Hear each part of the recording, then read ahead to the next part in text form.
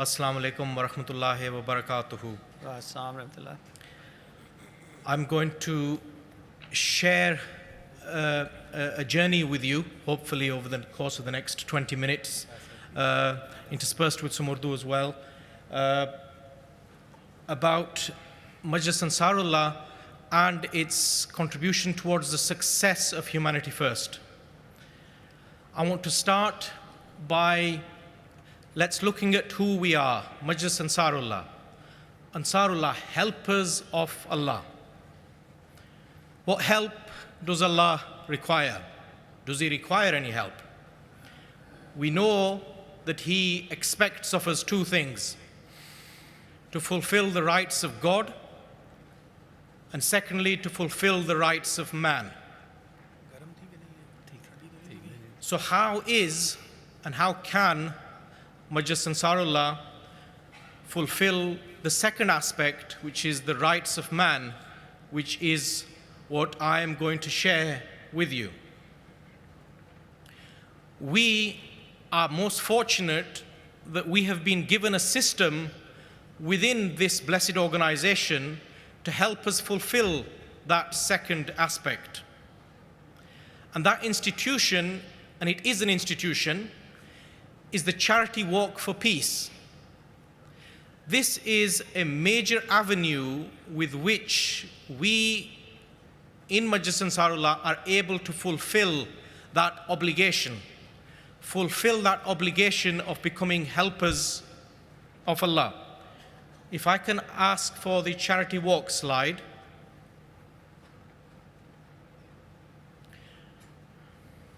I was hoping to be able to see it on the screen, but I can't. I hope you can see it.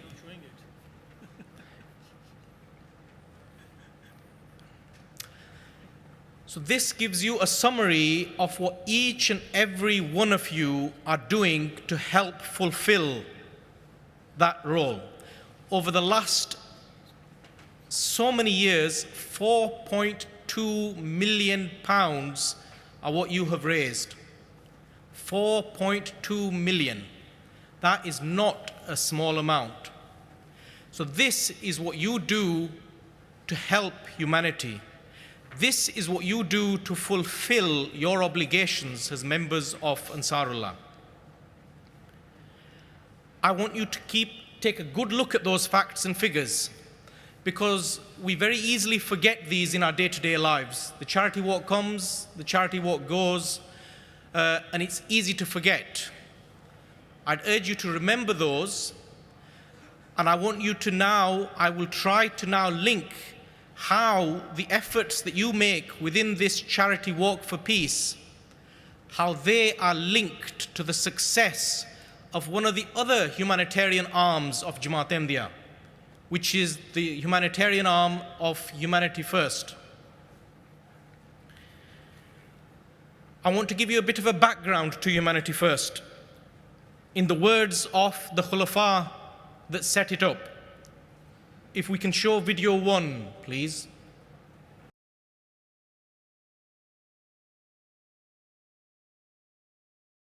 Some funds were raised entirely for the sake of helping the suffering humanity. I decided to spend that money on the poor people, and that is exactly what we are doing. Not only in one country, but in Ghana, in Nigeria, where are the people suffering. Moreover, we had means of helping people with human sacrifice, which, coupled with the meager financial resources, makes a sizable contribution. But without that human sacrifice, that small contribution financially would not mean anything.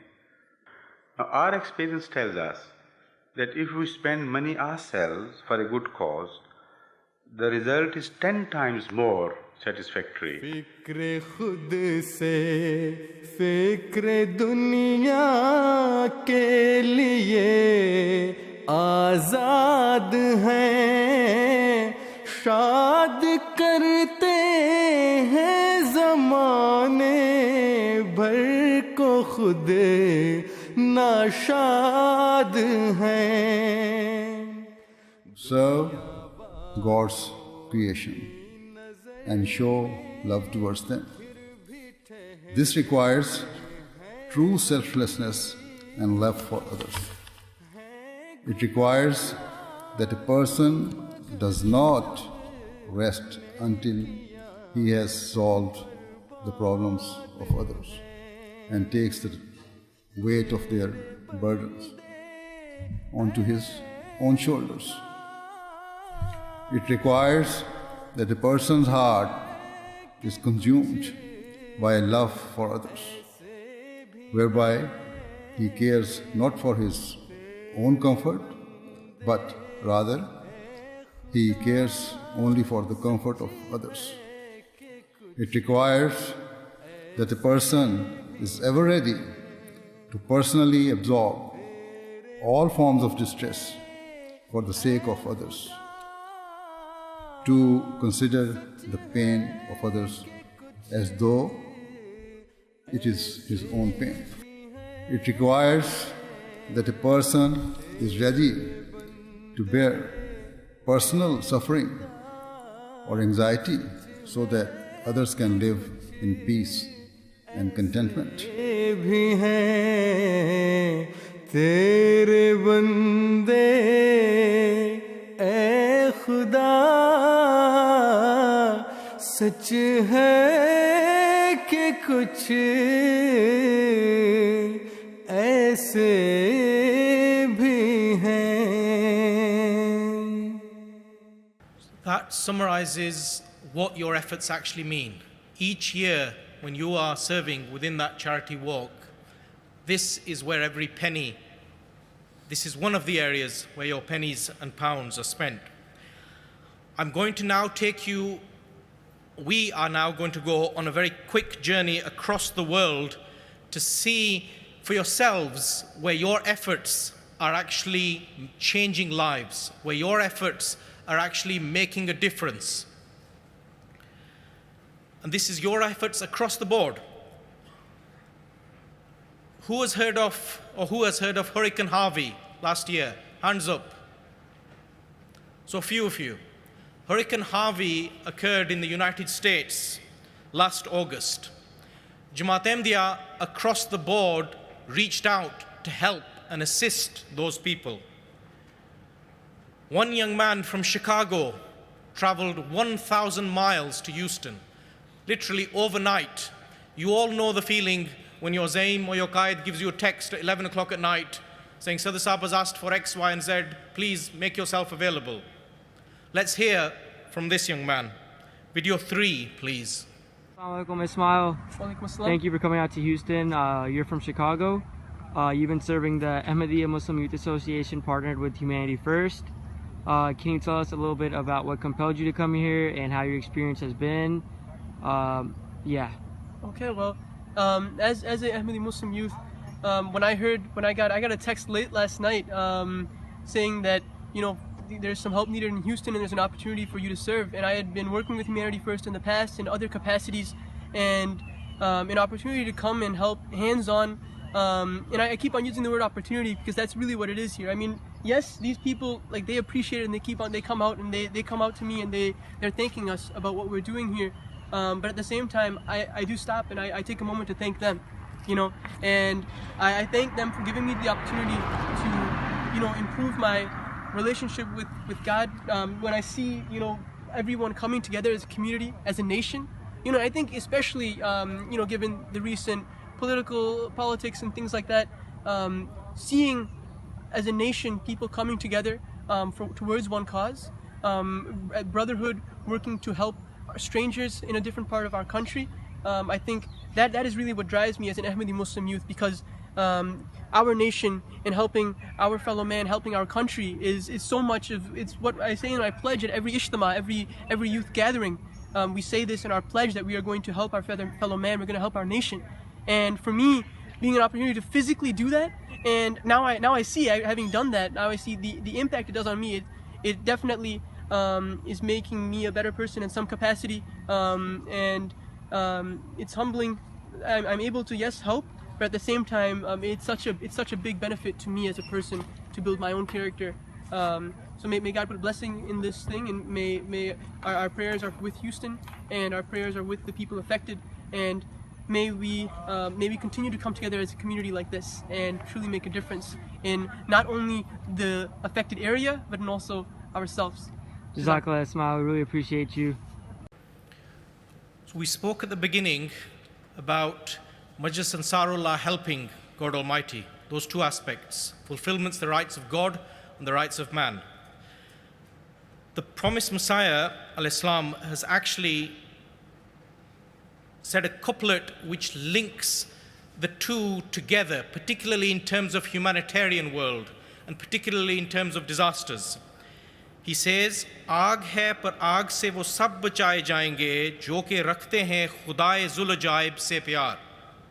Even though there is fire, all will be saved from it who have deep love for Allah, the possessor of wonders. So we've heard from this young man that even within humanitarian efforts, there is a deep link between the service to man and the service to God. Let's hear video 4 from Dennis, how he feels in response to the service that the Jamaat has given. So we have Dennis with us. We just helped him out a little bit. We're going to try to come back tomorrow and help him out some more. So Dennis, how was it working with the Ahmadiyya Muslim Youth Association? Oh man, y'all are great, super man. Y'all helping everybody around here. We need to help bad. And y'all right here, y'all doing a wonderful job.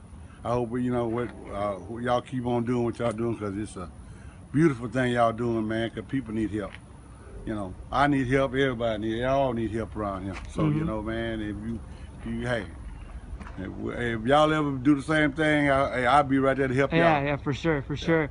So how bad was the flood here? Oh, the water was like 5 feet over in my house. Inside of your house, 5 feet? Yeah, 5 feet, yeah. So we'll try to stop by tomorrow and finish up.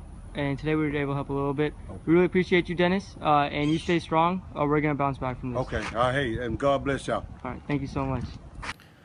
So from the United States, from a first world country, let's go to Syria. The Syrian war and the Syrian refugee crisis, nobody cannot be touched by the troubles that happen there. Day in, day out, young children, men, women, adults suffer brutal torture, inhumane captivity, and an impact on their life that is very hard to describe. I'm going to share with you some of the realities on the ground. The Zartari camp in Jordan houses 600,000 Syrian refugees, the large majority of those being women and young children. The Syrian race is a very dignified race, a race of people that strive to work for a living. The challenges that they face are such that the whole fabric of their society has perished. Dignified women that are left in a situation that they are forced by circumstances to indulge in activities that would make us all cry, that you wouldn't want your wives and your sisters and your daughters to be involved in. But this, sadly, is the reality of a section of society in those camps, because they have no way of feeding themselves. They have no way of earning a living. And they have been forced into depravity by their circumstances. Dignified women. And I can't bear to give you the precise details, but they're in public knowledge for those that follow the United Nations, and the challenges and the exploitation that these women feel at the hands of merciless people that claim to be humanitarians. Let me play you a few words of our beloved Imam about the challenges faced in those lands. Video 5, please. ख़ास तौर पर इन तरक्की याफ्ता मुल्कों में रहने वाले अहमदी और अच्छे हालात में रहने वाले अहमदी इस बात का ख्याल रखें कि दुनिया में बेशुमार लोग बहुत बुरे हालात में रह रहे हैं। यहाँ तक कि एक अंदाज़े के मुताबिक 815 मिलियन लोग भूखे रहते हैं, उनको खाना नहीं मिलता। रोज़ाना हर 9 में से एक शख्स भूखा सोता है, बग़ैर खाना खाए सारा दिन कफाके से सोता है। हर तीसरा शख्स, ख़ास तौर पर बच्चे, खुराक की कमी का शिकार हैं या मुनासिब ग़िज़ा नहीं मिल रही। बल्कि ये अदाद व शुमार जो दिए जाते हैं मेरे ख़्याल में सही नहीं हैं।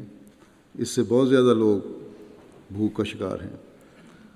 और अब ये इराक़ और शाम और यमन वगैरह की जंगों की वजह से लीबिया में कई लोग, ख़ास तौर पर बच्चे, खुराक और इलाज से महरूम हैं और ये तादाद वहाँ बढ़ रही है। गुज़श्ता दिनों में सोशल मीडिया पर एक तस्वीर चल रही थी जिस पर ये लिखा हुआ था कि एक डॉक्टर किसी बच्चे को, तस्वीर थी ये बच्चे को रोटी दे रहा है और वो बच्चा डॉक्टर को कह रहा है कि क्या कोई ऐसी दवाई है तुम्हारे पास है जिससे मुझे कभी भूख महसूस ना हो।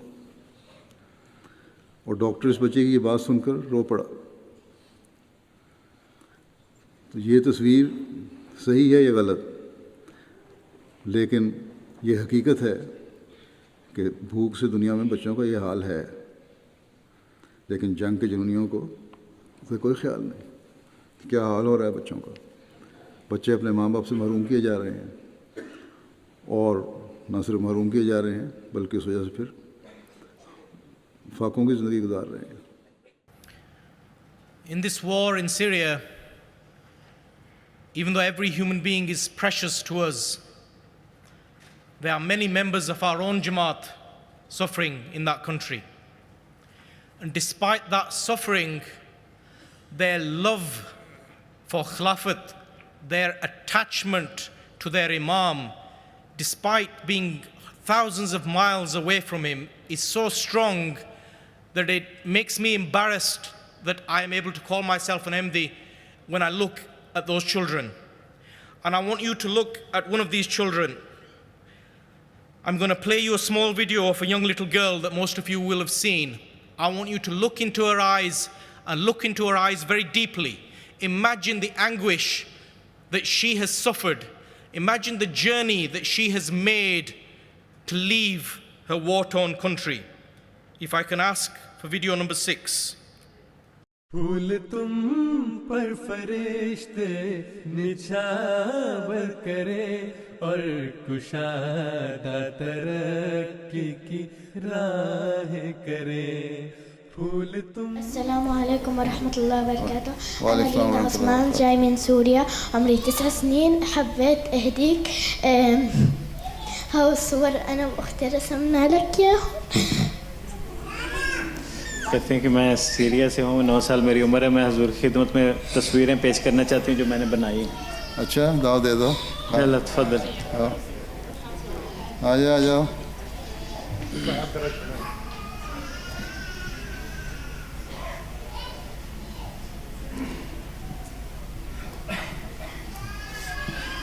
अच्छा, आए वो दिन के हम जिनकी चाहत में गिनते थे दिन अपनी तस्कीन जा के लिए जिनके إنني حقا سعيدة لأنني تكلمت مع الخليفة ونظرت إليه وقبلت يديه.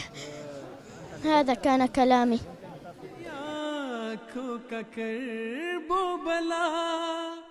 So why are we going along this journey today in this brief talk? We're going along this journey to remind ourselves, because we all need reminding, to remind ourselves, what does the charity walk for peace mean? What does it mean to me and what does it mean to you? This is what it means to each and every one of us. And I want you to remember these images. I want you to remember these stories when you're going out raising funds, when you're going out trying to encourage others to raise funds. I want you to use these messages to help people focus. Now I'm going to share with you a very brief video of how we all work. Ansar, Lajna, Khudam, across the world. We sometimes feel that it's only here in the United Kingdom that we are able to offer service. But some of our best servants across the world are some of our best experts, are even within Lajna Maula. I want to show you one of our Lajna doctors working in the Lombok earthquake in July and August. And as she speaks, she's hit with another 6.4 Richter scale earthquake. Video number 7, please. 6 Richter scales aftershock, including when the MTA team conducted the interviews with the chief doctors. Saya seorang anggota AMA, Ahmadiyah Muslim Medical Association, yang tugasnya memang untuk bidang kemanusiaan. Tetapi sebagaimana kita tahu bahwa instruksi dari Huzur, bahwa untuk tugas kemanusiaan di lapangan, kita harus berdiri di bawah naungan Humanity First. Jadi sekarang ini saya bertugas sebagai relawan Humanity First. Ya, kalau saya lihat yang paling umum memang keluhan kena benturan ya, karena itu kan dampak dari gempa di mana mereka dalam posisi sedang tenang atau berdiri tiba-tiba terjatuh sehingga banyak yang mengalami luka-luka maupun memar. Di samping itu ada juga yang memang dampak psikologis berupa stres atau traumatis sehingga mereka mengakibatkan sulit tidur, kemudian tensinya juga menjadi naik dan mengakibatkan keluhan sesak nafas ataupun seperti keluhan pencernaan diakibatkan karena terlalu banyak pikiran mungkin ya.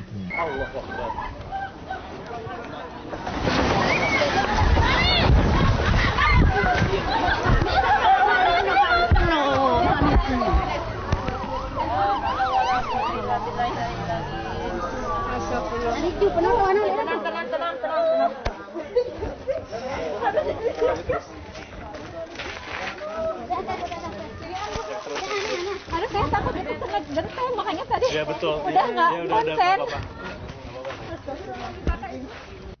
Even though it only lasts for a few seconds, the quake had a strength of 6.2. So that's Indonesia. You saw the United States, you saw Iraq. Yemen, the largest humanitarian crisis to hit the world as we speak. Recently, the Associated Press reached a village that nobody to this day had reached during the war. This is a video that they have prepared, and I want to share it with you to give you a flavor of the challenges faced in that country. Number 10, please.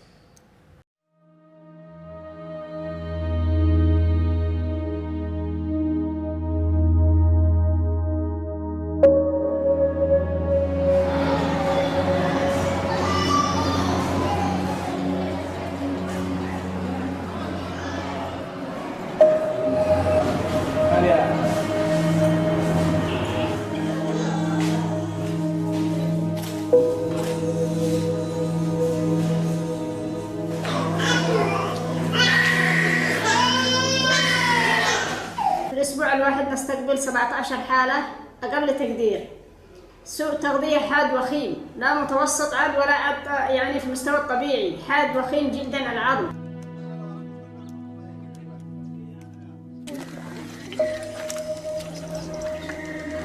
احنا نطبخ أوراق الشجر ونأكل من الشجر وننطق من الشجر صلى النبي. يعني هنا ما يقول لك يعني تغذية ما بوش تغذية خماد موت في هذا المكان.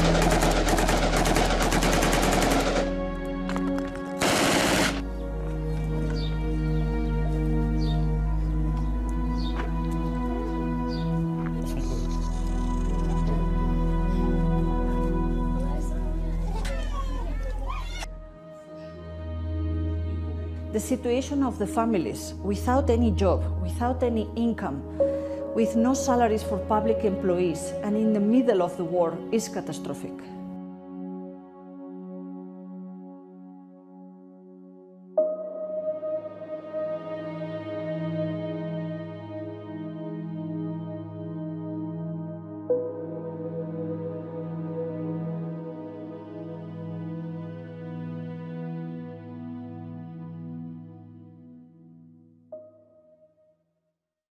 I've been told there's only 2 minutes left. I want to end with the words of our beloved Imam, Hazrat Amirul Mu'mineen. Video number 11, please. कई बच्चों को यतीम कर दिया, कई औरतों को बेवा कर दिया, कई लोगों को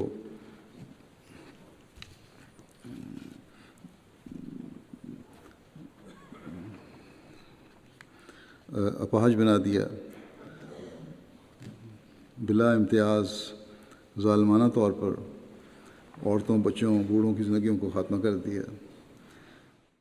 I hope I've been able to give you a whistle-stop tour about what it means for us as members of Majlis Ansarullah to serve humanity.